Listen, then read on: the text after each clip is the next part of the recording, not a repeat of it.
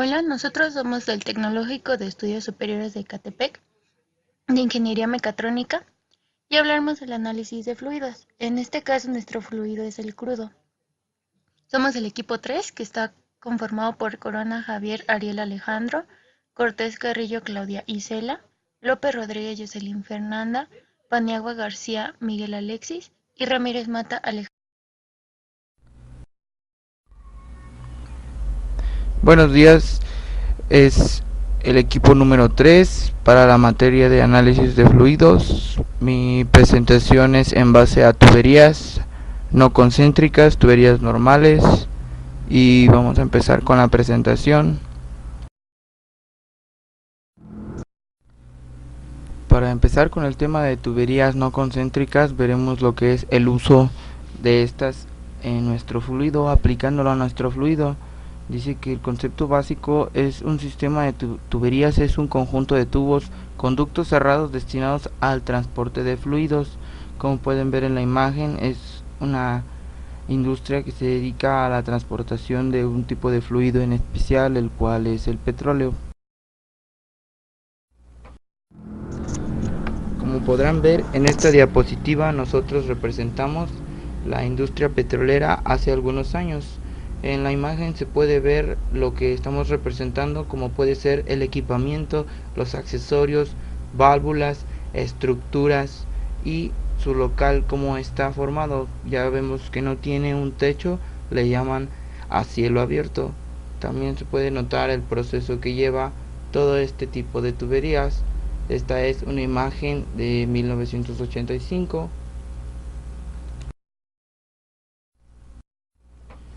En dicha diapositiva vemos lo que son los sistemas de tuberías. Vienen sistemas de tuberías de uso doméstico y sistemas de tuberías con uso industrial. Por una parte, en el uso doméstico vemos todas las tuberías que conllevan al uso en la casa, como lo son las de desagües y drenajes, o las tuberías de agua y gas, o también las tuberías que vienen con la calefacción del hogar. Por otra parte, tenemos el ejemplo del uso industrial.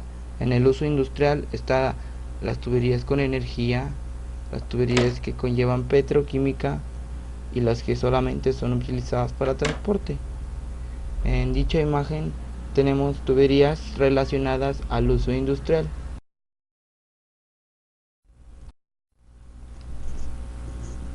En dicha diapositiva estamos mostrando la representación de la instalación industrial, de lo que vendría siendo las tuberías en cuanto a una industria. En las dos imágenes se muestran las tuberías y su implementación dentro de una industria.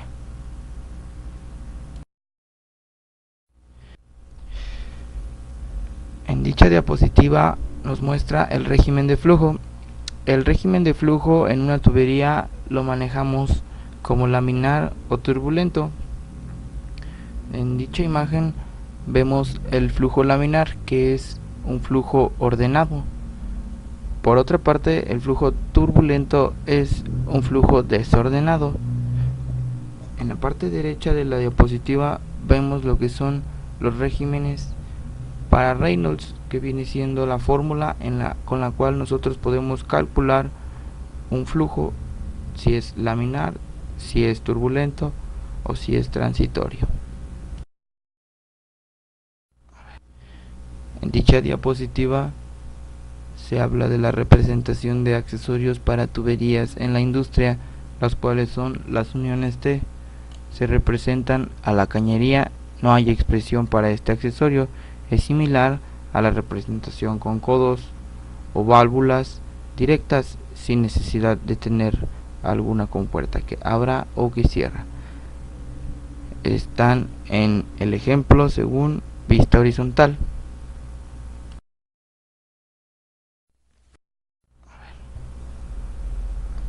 En dicha diapositiva hablamos sobre la clase de flujos. La clase de flujos, como la imagen nos representa, viene siendo 6 tipos de flujos que son por un lado iguales en cuanto a líquido y gas, y por otro lado diferentes en cuanto a su forma de distribución por la tubería. En la primera clase tenemos el tipo burbuja, en la segunda clase tenemos el tipo tapón, la tercera le llamamos tipo estratificado, en la cuarta es un tipo ondulante, la quinta le llaman tipo marea y en la sexta está el tipo rocío. Son el caso de fluidos bifásicos que existen diferentes combinaciones.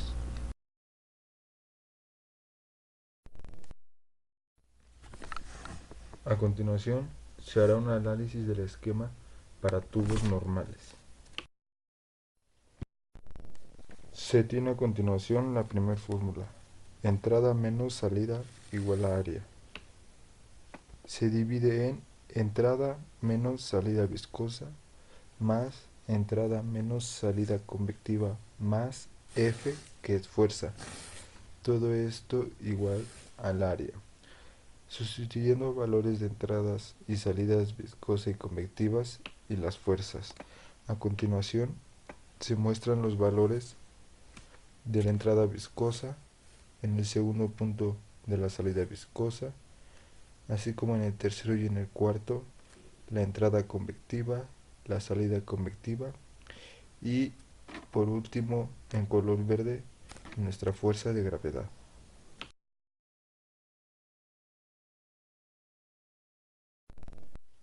Se tiene la fuerza de presión sobre la superficie anular cuando Z es igual a 0.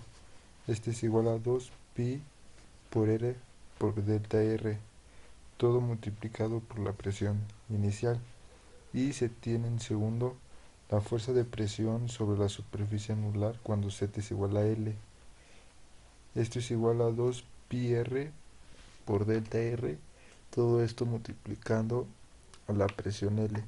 Sustituyendo cada uno de los valores se obtiene la siguiente ecuación. El siguiente paso que prosigue es dividir todo entre el elemento diferencial de volumen que aparece a continuación, como delta V es igual a 2 pi L por delta R. En el primer punto se puede observar toda la ecuación dividida entre el diferencial de volumen. A continuación se cancelan términos semejantes para que nos quede una expresión como aparece en el segundo punto. Se factoriza el signo despejando a R, que multiplica a TRZ evaluada de R más delta R menos tau RZ evaluado a R sobre delta R.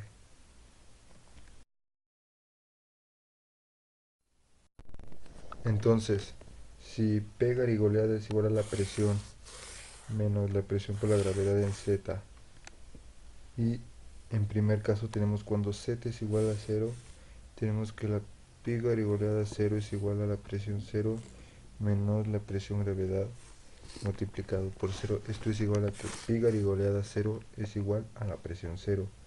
En el segundo caso tenemos cuando Z es igual a L. La presión L es igual a PL menos la presión por la gravedad multiplicada por L. Esto es igual a que P garigoleada L es igual a la presión en L menos la presión por la gravedad en L. Sustituyendo nuestra ecuación de análisis, nos queda como en el primer punto. A continuación, en los siguientes tres puntos, lo que hace es simplificarse la ecuación, sacando R como su término semejante y haciendo la suma de fracción que se encuentra dentro de los corchetes. Y nuestra ecuación queda como la fórmula azul en la parte superior de la hoja. Se aplica el concepto de límite sustituyendo la diferencial en R, como se muestra en el primer punto en la ecuación de color negro. A continuación, lo que se hace es despejar a dr pasándola del lado derecho. Una vez del lado derecho se integran de los dos lados para poder cancelar el diferencial. Como se puede observar, del lado izquierdo nos queda R por tau por rz. Lo que se hace es despejar a tau pasando a r dividiendo ambos términos.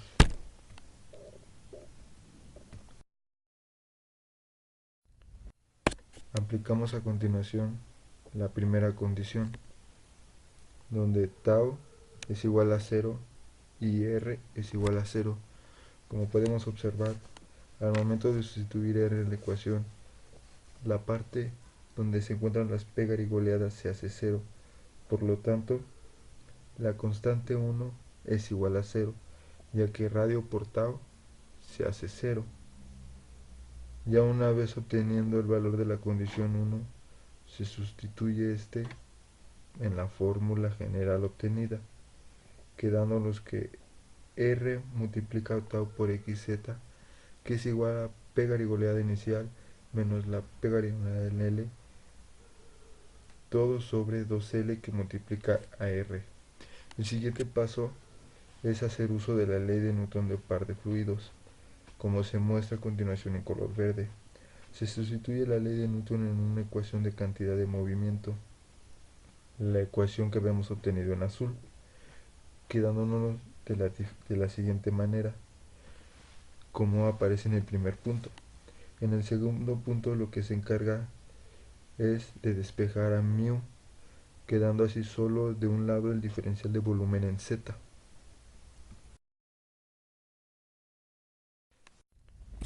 Se integran las diferenciales de volumen para poder deshacernos de ella. Nos queda solo la velocidad en z y por consiguiente, como se hizo una segunda integral, se obtiene una segunda condición. Y como siguiente paso se va a dar la segunda condición. En este caso, cuando la velocidad en z sea igual a 0 y cuando r minúscula, que es el radio menor, sea igual a r mayúscula, que es el radio mayor.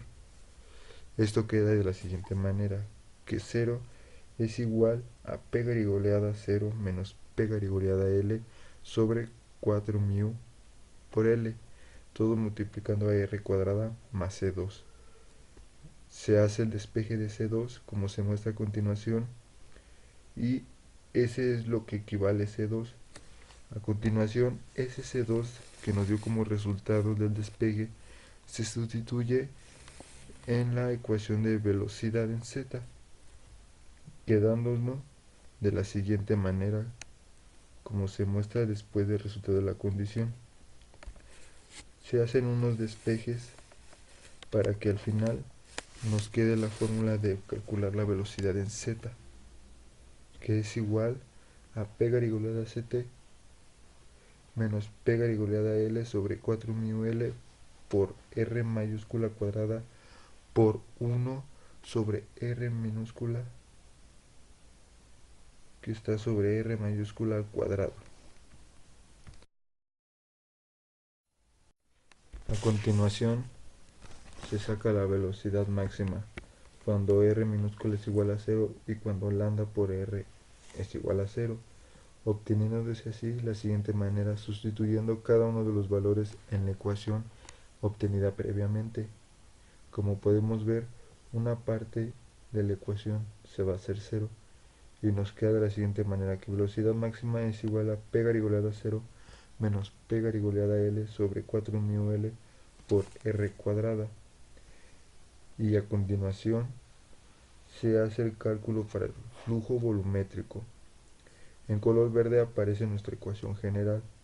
De ahí vamos a sustituir lo que es velocidad en z con la ecuación obtenida en la presentación pasada. Como se puede observar, se sustituye velocidad en z y se multiplica por r. Se hace la multiplicación y queda de la siguiente manera como aparece en el último punto.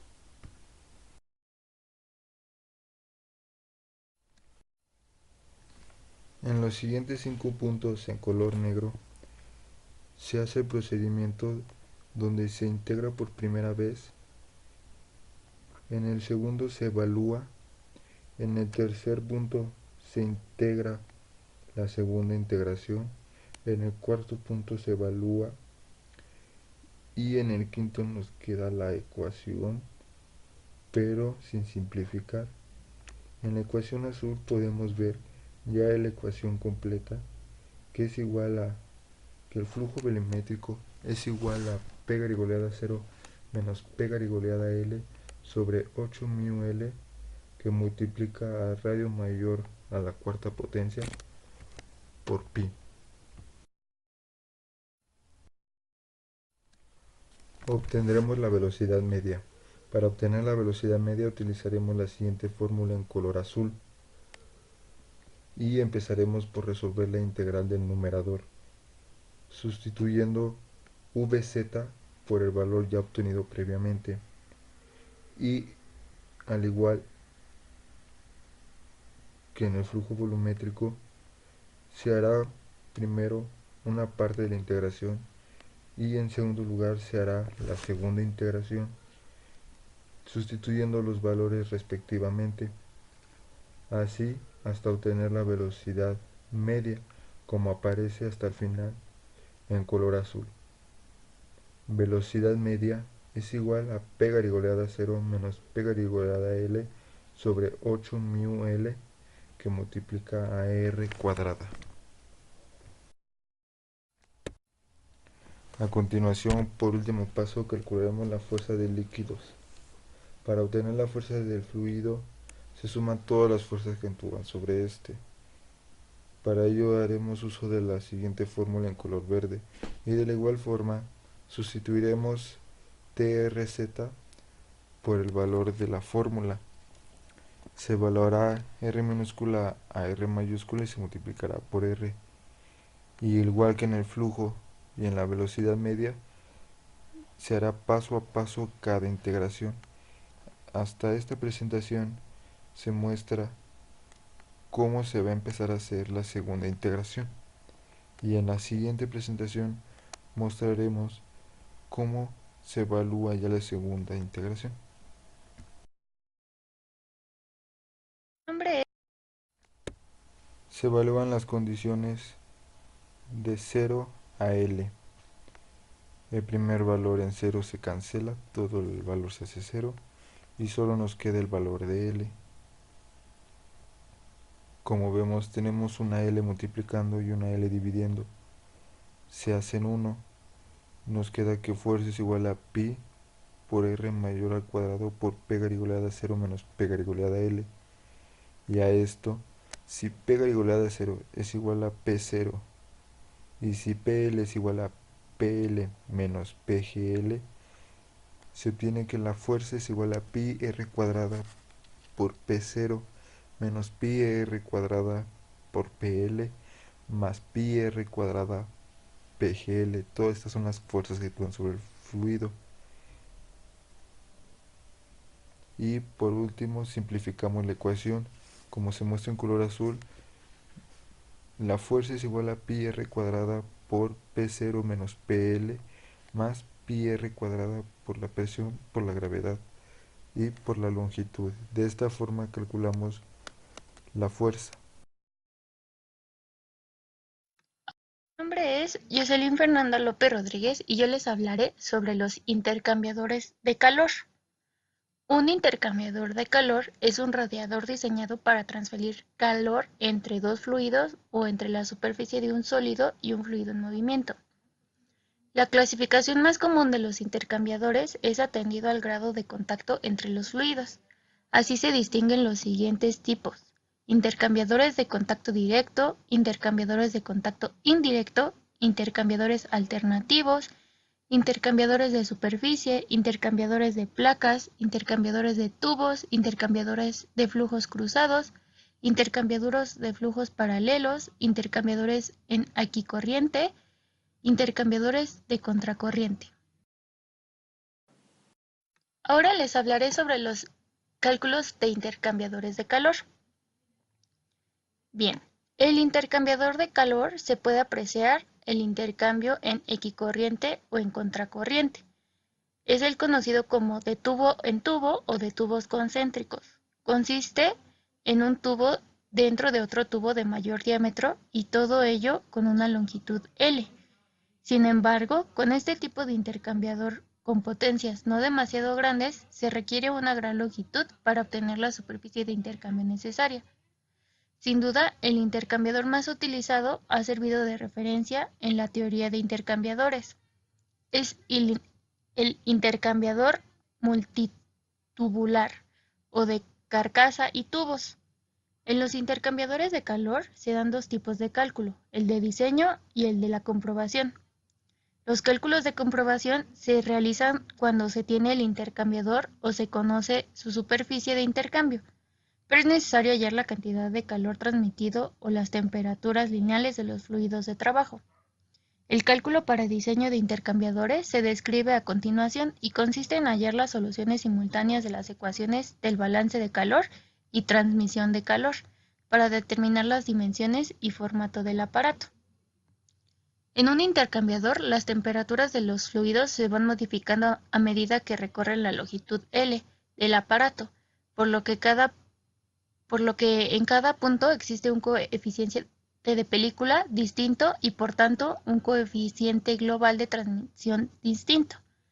Si representamos en unas coordenadas cartesianas en el eje de abscisas la longitud L del intercambiador y en el de coordenadas las temperaturas, en este caso T, obtenemos la curva de distribución de temperaturas a lo largo del intercambiador, que como se ve en la figura es una curva logarítmica, por lo que la ecuación de transmisión usada para el cálculo es la siguiente: Q igual a K por S por delta T, donde K es el coeficiente de transmisión global de la pared, S es la superficie de la misma, y θ T es la diferencia de temperatura medida logarítmica, que se calcula como se muestra en la segunda ecuación, en la que θ T1 y θ T2 son las diferencias de temperatura a la entrada y a la salida del cambiador, tal como se indica en la figura. El coeficiente de transmisión se calcula para pared plana, como la tercera ecuación mostrada, para la pared cilíndrica, como la cuarta ecuación mostrada, en las que HI y HE son los coeficientes de película de la pared interior y exterior del tubo interno, y RI y RE los radios interior y exterior del mismo tubo. Junto con la ecuación de transmisión se usa el balance de calor, según el cual el calor cedido por el fluido caliente ha de ser igual al absorbido por el fluido frío, como se muestra en esta última ecuación, en la que los subíndices corresponden: E igual a entrada, S igual a salida, FC fluido caliente y FF fluido frío. Con ambas ecuaciones conocidas, las condiciones de los fluidos a intercambiar, se puede determinar la superficie S de intercambio y con ella la longitud de tubo de un diámetro determinado necesaria para la potencia a intercambiar. En el caso del intercambiador en equicorriente, la temperatura de salida del fluido frío no puede alcanzar nunca la temperatura de salida del fluido caliente, puesto que siempre es necesaria una diferencia de temperaturas para que el intercambio tenga lugar. Sin embargo, en el intercambiador en contracorriente, el gradiente de temperatura que se origina como consecuencia de la forma en que se produce el intercambio permite que la temperatura de salida del fluido frío pueda superar la temperatura de salida frío del fluido caliente, lo que se traduce a su vez en mayor intercambio térmico para la misma superficie de intercambio y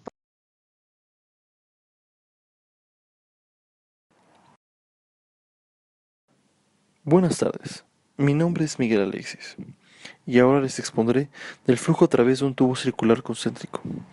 Los tubos concéntricos son hechos principalmente de acero y son utilizados en dos importantes procesos en la industria, que son el control de intercambiadores de calor y el proceso de destilación. Este proceso es usado en el método de separación de los diferentes componentes de mezclas, principalmente mediante la evaporización. Durante este proyecto analizaremos el tubo concéntrico ubicado en un intercambiador de calor para la utilización de una refinería. Cabe aclarar que el intercambiador de calor, su propósito es transmitir el calor de un fluido a otro. como podemos ver, tenemos ya el primer enunciado que nos menciona cómo es el análisis y los valores del tubo circular concéntrico en ese segmento del proceso.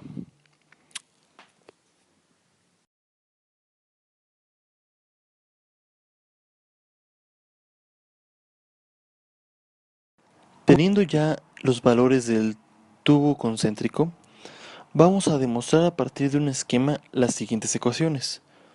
La ecuación de cantidad de movimiento, ecuación del perfil de velocidad, la ecuación de perfil de velocidad máxima, la ecuación de la velocidad media, la velocidad volumétrica del flujo y la fuerza del fluido sobre la superficie. El esquema de perfil de velocidad a partir de un balance envolvente de cantidad de movimiento sobre una fina envoltura cilíndrica. Las consideraciones para tomar y poder hacer un análisis de entradas y salidas en el esquema son: modelo lejos de la perturbación, el fluido es incomprensible, densidad constante, es un fluido newtoniano y el fluido es estacionario entre la región comprendida en 3 cilindros.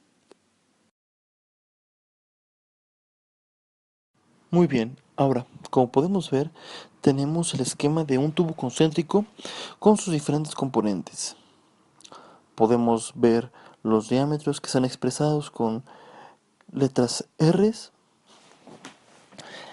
el flujo hacia que conduce el fluido, la gravedad, la distribución de la velocidad y la distribución del esfuerzo cortante o densidad del flujo de cantidad de movimiento.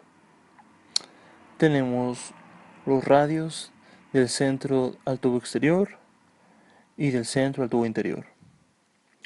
Podemos también analizar la superficie de la densidad del flujo, de cantidad de movimiento.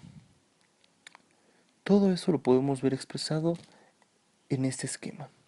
Y ahora, expondremos el balance general de este tubo que estamos estudiando.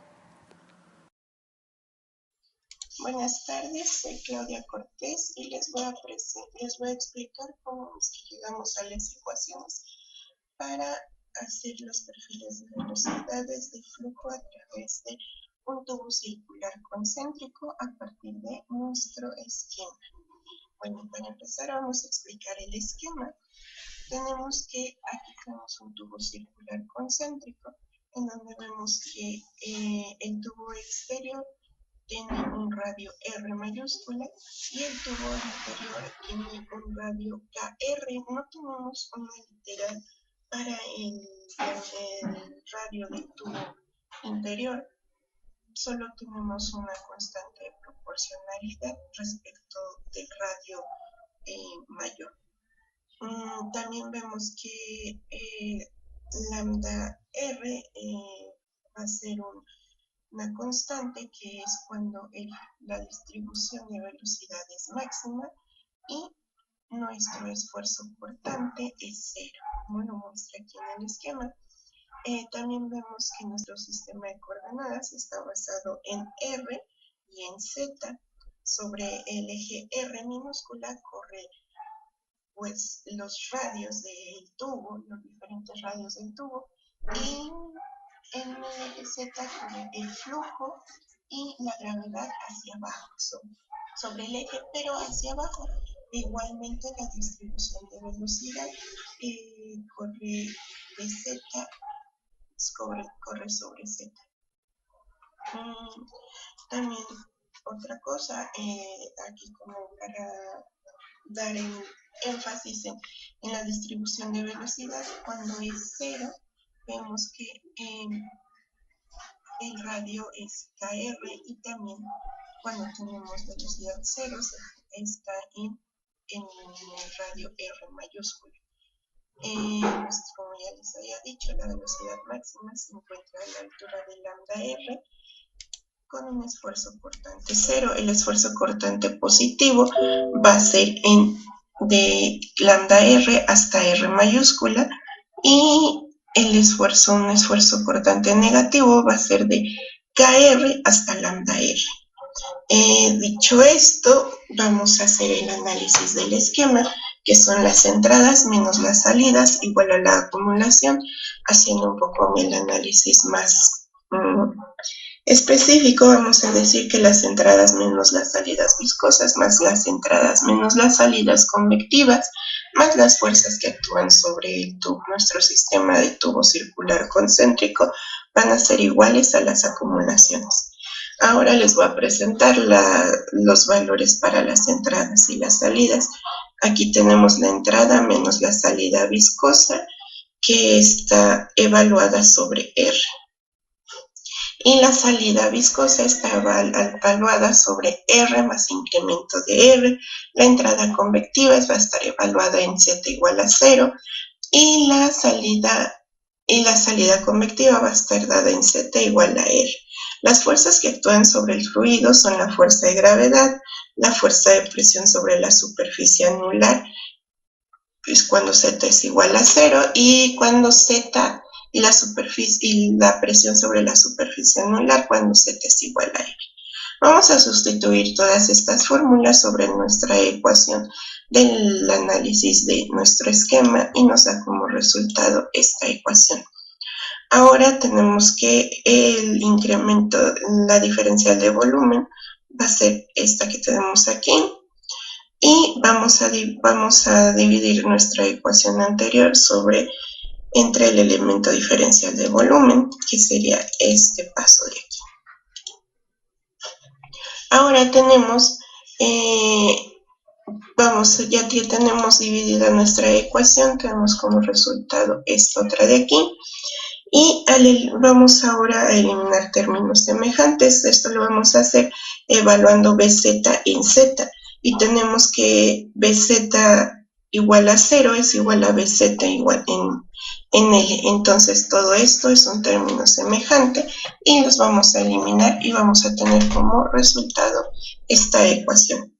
Ahora vamos a factorizar el signo negativo y vamos a tener una ecuación con el lado derecho. Vamos a tener un lado derecho y un lado izquierdo.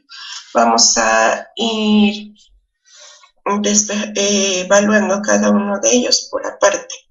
Entonces, haciendo un paréntesis, vamos a ver que pegar y boleada va a ser igual a la presión menos la densidad por la gravedad por Z. Entonces tenemos que cuando pegar y boleada 0 va a ser igual a P0 y pegar y boleada L va a ser igual a la presión L menos la densidad por la gravedad por L. Esto es muy importante para poder resolver la ecuación de nuestro lado derecho. Vamos a hacer un análisis hasta llegar a esta ecuación de aquí y poder sustituir así por pegar y boleada 0 y pegar y boleada L, como se muestra aquí en esta ecuación. Ahora, del otro lado de la ecuación vamos a aplicar nuestro concepto de límite, dándonos como resultado que el límite de la ecuación de nuestro lado derecho es igual a este. Entonces, ya podemos sustituirlo y nos va a dar que la diferencial de R por el esfuerzo cortante entre la diferencial de R va a ser a nuestra ecuación. Estoy aquí y vamos a tener como resultado una ecuación diferencial de este tipo. Ahora procedemos a realizar nuestra ecuación y vamos a tener como resultado nuestra ecuación azul más una constante C1 que por el momento no vamos a evaluar sino más al rato. Como este fluido es un fluido newtoniano, aplicamos la ley de Newton para fluidos y que es esta de aquí. La sustituimos en lambda R de nuestra ecuación en azul y vamos a tener como resultado una ecuación diferencial que es esta de aquí. Resolviendo la ecuación diferencial vamos a obtener a la ecuación de velocidad. Vamos a obtener ahora sí a C1 y a C2. Vamos a tener las condiciones límites. La condición límite 1 va a ser cuando BZ sea igual a 0, R va a ser acá R, y la condición límite 2, que va a ser que cuando BZ sea igual a 0, R va a ser R. Esto ya lo habíamos explicado en el esquema y se puede ver claramente estas condiciones límites. Ahora sustituimos la condición límite en BZ y nos va a dar la ecuación 1. Y sustituimos las condiciones límite 2 en la ecuación BZ y nos va a dar la ecuación número 2. De la ecuación número 2 despejamos C2 y luego esta misma C2 la sustituimos en la ecuación 1 y nos va a dar, y ya una vez despejada, ahora vamos a proceder a despejar C1 y nos da como resultado C1 la ecuación de color azul. Ahora para obtener C2 vamos a sustituir la C1 que ya encontramos en la ecuación de C2 y nos va a dar como resultado la ecuación de color azul. Bueno, la constante va a ser igual a la de color azul. Ahora para obtener la ecuación del esfuerzo vamos a sustituir la C1 que ya encontramos en la ecuación de esfuerzo cortante y vamos a obtener la ecuación de color rojo, que va a ser nuestra primera ecuación, que es la de esfuerzo cortante. Ahora vamos a sustituir C1 y C2 en la ecuación de velocidad aquí y nos va a dar como resultado esta ecuación de color rojo, que es la ecuación de velocidad.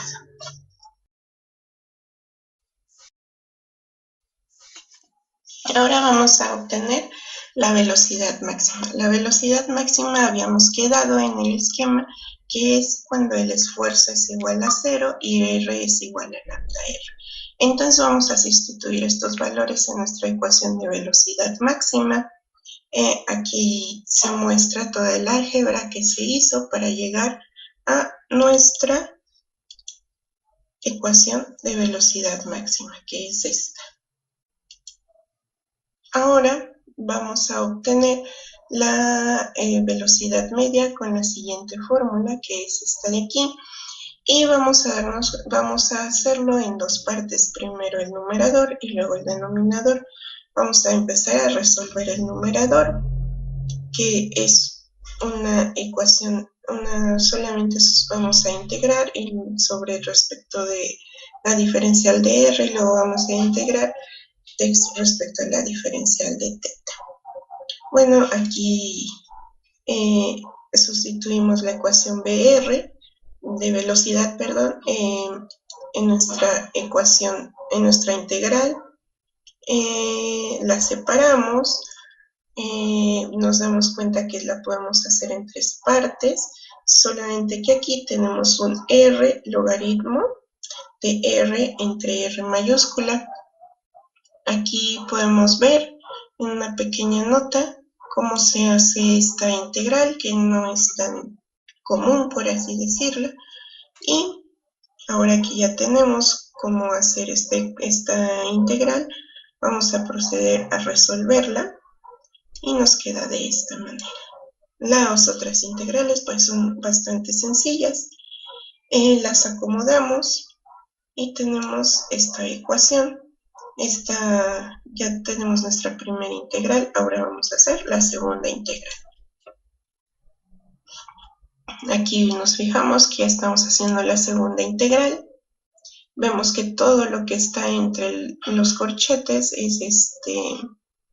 es constante, no podemos integrarlo, entonces nos queda solamente este pedacito de integral, que es sumamente sencilla. La evaluamos. Hacemos aquí términos semejantes, hacemos un poco de álgebra para poder llegar a nuestra ecuación en nuestra parte del numerador, que está aquí, que es la de color azul. Aquí pues más que nada es ir agrupando términos semejantes, jugar un poquito, y aquí llegamos al numerador. Luego vamos a tener el denominador de la ecuación, que pues es muy sencillo, ¿no? Hacemos la integral de R, le evaluamos, vemos que todo esto es constante y solo nos queda nuevamente esta ecuación muy sencilla. La resolvemos, volvemos a evaluar y nos queda esta ecuación de aquí, que es el numerador, esta que está aquí en azul. Ahora sí, ya tenemos numerador, denominador y solamente se hace la división y tenemos nuestra ecuación de velocidad media, que es esta de aquí. Ahora, para el flujo volumétrico vamos a utilizar esta ecuación, que es la integral de 0 a 2pi y la integral de kr a r de bzr sobre la diferencial de r, diferencial de teta. Se me pasaba estos términos de 0 a pi, es porque la diferencial de teta vamos a ocupar todo el tubo, entonces se podría decir que teta va a abarcar desde 0 a 2pi, que es un periodo completo, y R pues solamente estamos haciendo el análisis de la parte del tubo que va de KR hasta R, o sea, de KR recordemos que es el diámetro del tubo interior y R mayúscula es el diámetro del tubo exterior, entonces el análisis solo se va a hacer en ese inter de espacio entre tubos. Y tenemos que esta R, en la que está,